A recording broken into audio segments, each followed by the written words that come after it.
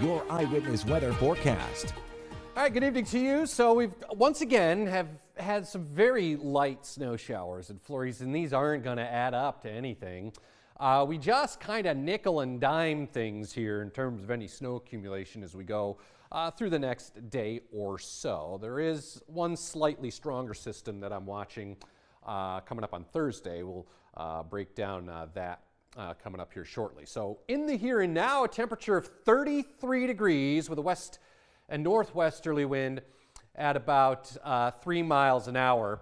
And the barometric pressure good at 30.05. So here's what to expect as we head through the next several days. It's just some very light snow showers and flurries the next couple days. Minimal accumulation. Most of you will escape with an inch or less. The best chance to get an inch of snow is probably Thursday with a warm front that comes through.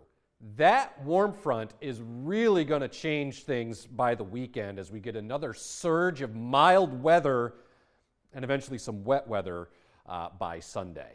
So temperatures now are hanging and hovering in the low 30s. A few of you dropping into the upper 20s like Paris, 32 in Clinton.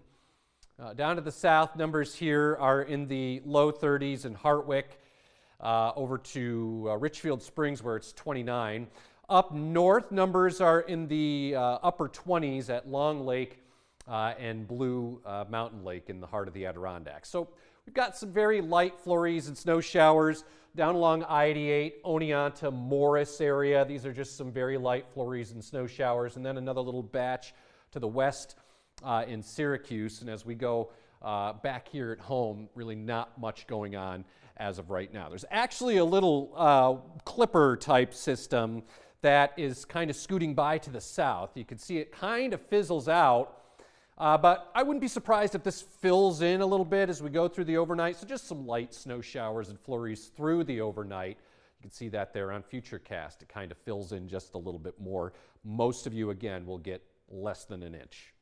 Through the day tomorrow, again, some scattered snow showers and flurries around, especially the first half of the day. And then look, by late in the day, we might actually get a little bit of clearing.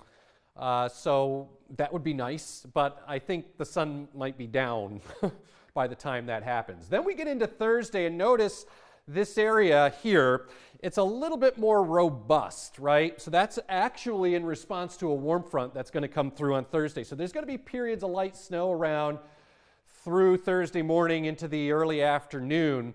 I think that's the best chance of getting a coating to an inch or two.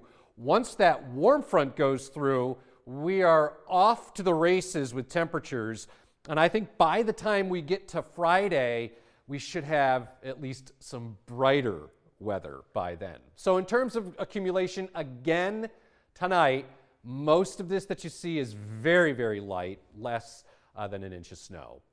So a couple light snow showers and flurries with a low of 24. And then tomorrow, a few snow flurries around. It will turn a little drier into the afternoon, cold, 33.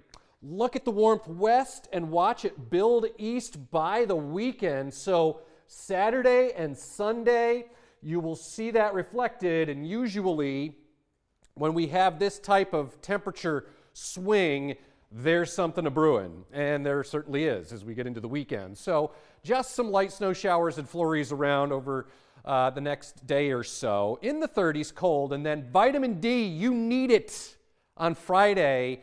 Behind that warm front, it's in the mid-40s. Look at the weekend, mid-50s.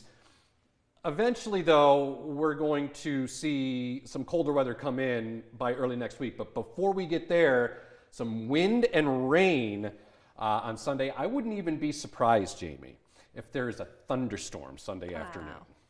Don't usually see that this time of year. It's a powerful storm. It's going to kick up the wind, and let's plan on some wet weather on Sunday. Right. Too bad we couldn't just enjoy the warmer temperatures, huh? I think you might be able to on Saturday. Great. Well, that's good news. Yeah. Craig, thank you. When we come back, financial relief for healthcare. Lawmakers and providers say action is needed to continue care in upstate communities. We hear why they say so coming up.